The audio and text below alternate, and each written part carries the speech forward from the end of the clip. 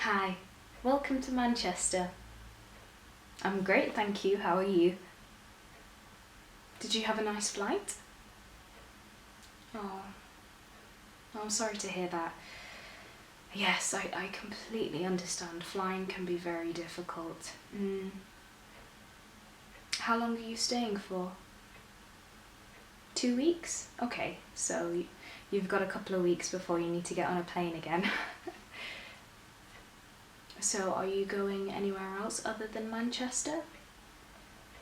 You're going to London as well. Okay, that'll be a good trip. Is this your first time in the UK or have you been before? First time? No. Okay. Well, following our emails, I have listed a few places that I think you might enjoy to see in Manchester, and also I've thrown in a couple of places that I like to go that I thought maybe you could try and maybe you'd appreciate also. Yes. Okay. So you've arranged to see someone in London as well about places to go. Okay. Yeah, that's fine. The things that I've prepared for you are mostly Manchester-based activities, and there's also a few kind of cultural things and language and slang, dialect, things like that to kind of help you get around while you're staying. Okay. Yeah, I'll get started then. So whereabouts are you staying in Manchester? You're staying in the city centre. Okay. Near Piccadilly? Yeah, that's a great location. I'm sure you know from your Googling that, that's a very central location and you're going to be close to a lot of things to do in the daytime and also a lot of things to do in the night time. In terms of travel, we have a good metro system, and the metro is kind of like the tube in London, but it is overground. But it will get you all around the city if you want to take it and not walk, and it will also get you into the suburbs as well if you have anybody you want to go see or just want to see what it's like in the residential areas. You can do that too. There's also a great bus system, and the buses are slightly cheaper than the metro, so you can maybe travel more and stick within budget as well. So I have a list here of things that I hope you will like to see. So you said that you like football. Yes, well, the Manchester United Stadium is going to be a must-see for you then. It's located in Old Trafford, and you can get a bus there or you can also get the metro there, and they do tours around the whole stadium. No, I've never been on a tour myself, but my sister has, and she said it was amazing. Yeah, she said you get to go like into their locker rooms and their dressing rooms and stuff as well and have a look around, you properly get to see the stadium inside out. Yeah, I'm sure they do that at the Manchester City ground as well. Yeah. No, I'm not a big fan of football myself, but my family, they're all big Man United supporters. I know it's quite difficult. Yeah, living in Manchester and not really being a fan of football, it can be quite difficult at times. Yeah. Okay, so football, the stadiums, that's a great place to go. And also you said you were interested in seeing some art galleries and museums. Yeah, some educational things, yeah. History, yeah, there's a lot of places you can go to find out about local history and things like that. Yeah, I've got a few museums and art galleries written down here, and also I've researched what exhibitions they have on at the moment and things like that. So first of all, there's the People's History Museum, which is off Deansgate. Yes, you can get the bus there. There's actually a free bus that goes nearby there, but on your location you can actually walk there from where you're staying. It'll only take you maybe about 10 or 15 minutes to walk there if you want. Yes. So the People's History Museum is about local history, so it's about people who weren't kings or queens or politicians or anything like that. It's about, you know, regular people, part of the community, and it documents how they lived and the kind of things that they did socially. So at the moment they have an exhibition on about Red Saunders, who is a photographer, and that's called Hidden, so that'll be a series of photographs for you to look at. And I hear they actually have reconstructed a massive blown up version of one of his photographs as well, which is apparently quite breathtaking, so you might like to go and have a look at that. Also in their permanent gallery spaces they also document the kind of the rise of feminism in the UK, and also how women got the vote in the UK, if that kind of history is something that might interest you. Yeah, of course, yeah, feminism is a big part of any country's history. Yeah. Well, they also have these huge banners that they display on the second floor, I believe, and they change them every few months or so. I'm not quite sure what banners they have on at the moment, but they've had protest banners in the past, and also World War II banners as well. And yeah, normally they're made from like fabric and have like nice embroidery on them and stuff, so yeah, if you're interested in textiles, yeah, that would be something that you might like. Yeah, okay.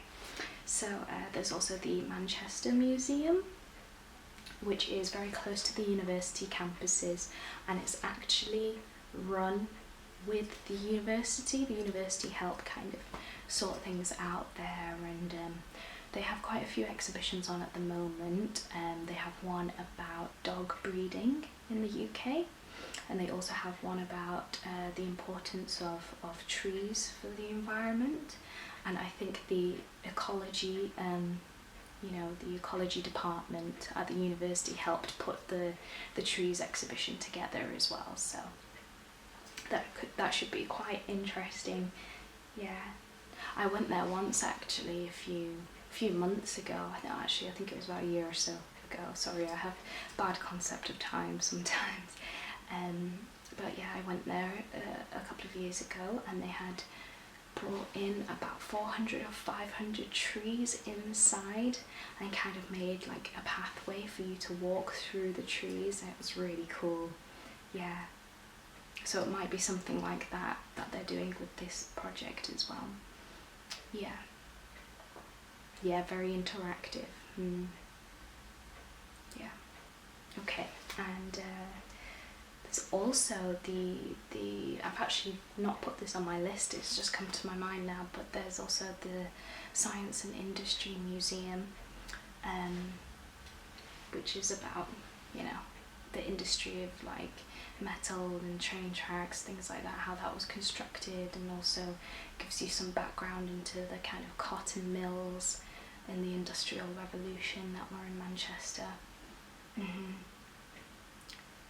Yeah, it's very popular, that museum is very, very popular. Like every local school in Manchester and nearby Manchester will always take every class there on a trip. Yeah, when I was in school we went there as well, as did my sister's school and my brother's school. So yeah, it's a very popular museum, so you're definitely going to get something out of it. So in terms of nightlife, there's a lot of theatres in Manchester. There's the Palace Theatre, the Opera Theatre, the Royal Exchange, and also the Library Theatre, as well as a few independently run theatres and amateur dramatics as well, dotted around the city, if theatre is something that you're interested in. Yeah. Well, there's all sorts of theatre really. You can go see a musical if you like, or you can go see the ballet, or you can go see a play, or a classic play like a Shakespeare or a Chekhov or something. Yeah, and they also have contemporary theatre as well, like new written plays written by up and coming young writers. You may find that more at the kind of independently run theatres rather than the big ones. Yes. In terms of cinema, yeah, you like film too? Yeah.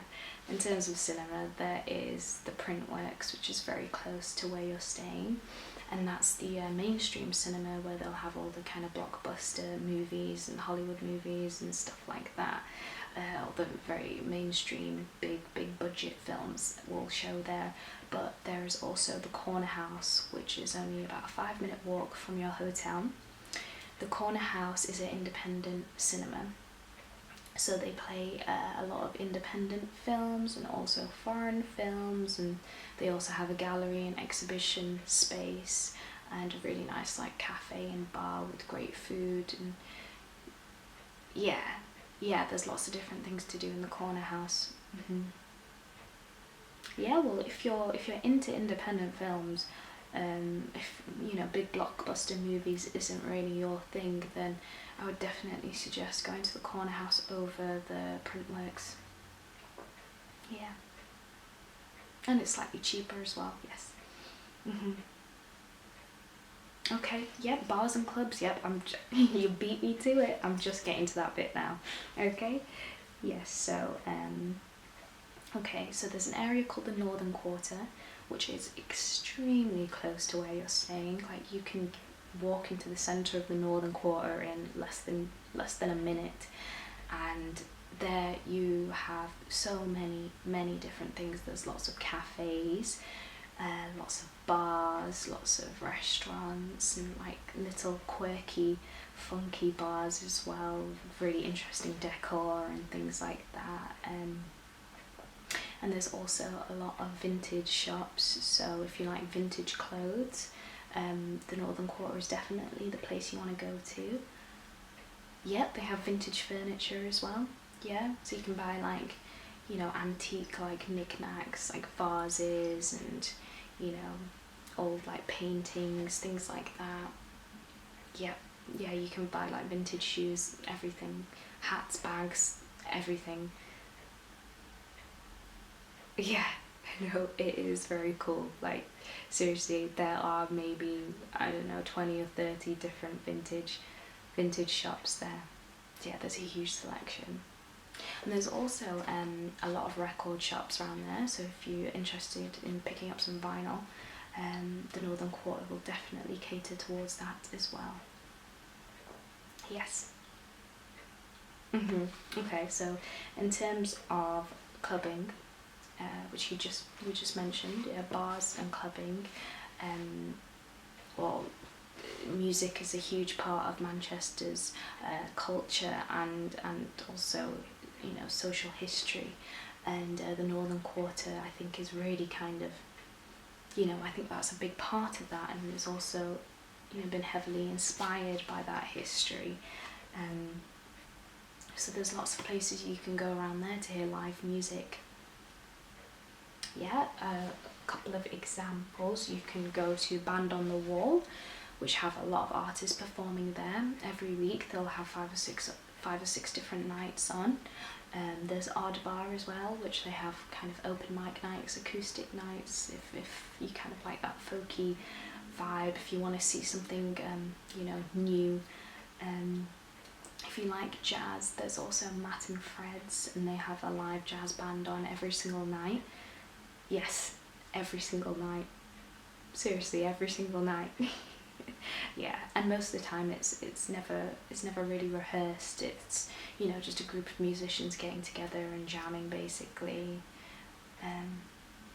Yeah, Matt and Fred's is great. Definitely. It depends what kind of thing you're looking for. At the weekends, Matt and Fred's it gets very, very busy. and it's quite a small space, so it can get quite tight and quite, you know, very full. But in the weekdays, Matt and Fred's is very quiet, and you can have like a nice relaxing drink and, you know, watch the band, have a listen. So it just depends if you want to go there when it's busy, or if you want to go there when it's quiet. And also you have to pay to get in at the weekends. Not a huge amount. It's normally about £3 or £4, but on the weekdays it's free. So also maybe consider that when you're deciding to go there. If you want to see big artists playing, there's the Manchester Evening News Arena, which is like a massive arena kind of stage, and there's also the Apollo and also the Manchester Academy. A lot of bands play at the Manchester Academy because they have 2 or 3 different venue spaces there, so they normally have 2 or 3 bands playing every night. Yeah.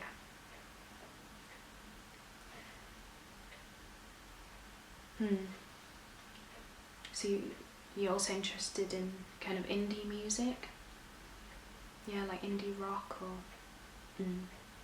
Yeah, there's a couple of clubs you can go to for that as well, definitely. There's 5th Avenue, which is very close to where you're staying, 42nd Street, which is also very close to where you're staying, and they are like, you know, the best kind of indie clubs there are in Manchester. They also have indie nights at other places, yeah. There's Remake Remodel, which is a big night, and that's sometimes on at South, and also sometimes on at the Ruby Lounge.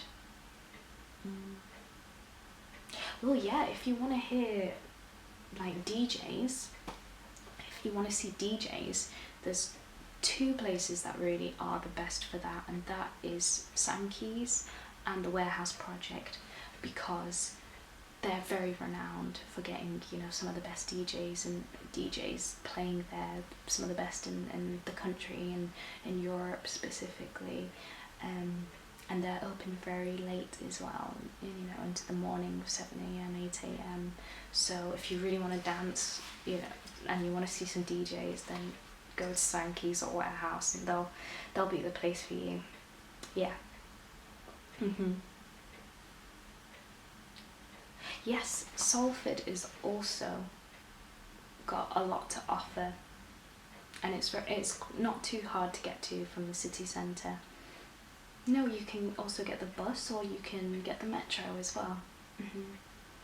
Yes, and in Salford there is the Imperial War Museum.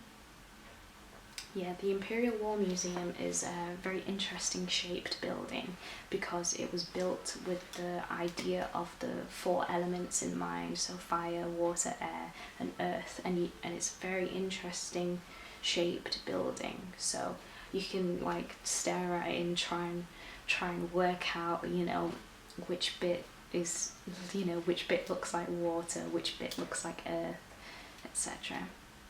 And while you're in Salford, the BBC have recently just relocated there, so you can go on a tour around all the BBC studios and stuff. Yeah. Yeah, it's like the new headquarters now, I think. Yes. Yeah, there's a shopping centre there as well. Yeah, if you want to go shopping. Yeah, there's lots of places to go shopping. There's the main high street called Market Street, so when you come out of your hotel, if you take a left, keep walking straight, you'll get to Market Street, and all the shops will be there. Yeah, there's also designer shops as well, but that's near Deansgate and King Street. Yeah, Deansgate and King Street is near the Science and Industry Museum and near the People's History Museum. It will only be about a 15-minute walk from where you're staying. The kind of shops they have like Diesel, Vivienne Westwood, Paul Smith, Hugo Boss, you know, the kind of big designer high fashion labels. Yeah, well, if you want everything to be in one place, you can go to the Trafford Centre. which you can get the metro to. Yeah, and that's like a mall, so everything's going to be in there. Yeah. So you're staying in Manchester for 1 week, and then you're going to London for a week. So how are you getting down to London? Are you're taking the Virgin Fast train? Yeah. No, I was going to suggest you should do that, because it really is the best way to get to London, and it's very, very quick. Yeah, you've already booked your tickets. Great, that's fantastic. Yeah. Yeah, you get there in about, it differs from maybe 5 minutes, but normally it's about 2 hours and 10 minutes. And sometimes it's a little bit less than that, sometimes it's a little bit over that, but yeah, you'll be there in just over 2 hours. Yes, I've taken the train before. No, you don't have to worry there. You don't need to do anything in particular. You know, you just get to the train station, and on the board they'll have a big list of all the different platforms and all the different trains. So you just work out which platform you're on, and then, you know, have your ticket, go to the platform, get on a train, and when you're on it, the ticket taker will come round and you just show him your ticket. Yes, it's very, very easy. Yes, much easier than going to the airport. Now, do you have a problem with like motion sickness or travel sickness? No? Okay, that's great. I was just going to say, because the train is very, very fast, and often people who are prone to travel sickness can feel very nauseous, but you know, if you don't really get motion sickness, then it's not going to be a problem at all. No, it's not. Yeah. So there's a couple of things I've also prepared, things like you know, cultural things to help you get around, and also different kinds of slang that people might use that you may or may not be familiar with. So in the UK we have a very strong culture of queuing. So if you're, you know, in a shop and you're waiting, you join the end of the line to wait to be served. Basically, you know, people really are very structured when it comes to queuing. So, you know, when you want to pay for something, just have a look, identify where the queue is, and then join the end of it and wait your turn, because sometimes people can get very impatient when the queue is disturbed. So yeah, so just, you know, keep an eye out, be aware of where people are lining up. Yes. Yeah, seriously. Yeah. No, it's even like if I go somewhere where maybe people don't really queue as much, I find myself, you know, searching, trying to form a queue, even though there is no queue. Yeah, it's very integrated into the psyche. Yeah. Yeah, that is true. Okay, so when it comes to slang and different kind of terms and proverbs and things like that, it can really differ depending on what part of the country that you are in. So, for example, in Manchester there will be different kind of terms than there would be in London. And you'll also hear there's a difference in accent as well. Yes.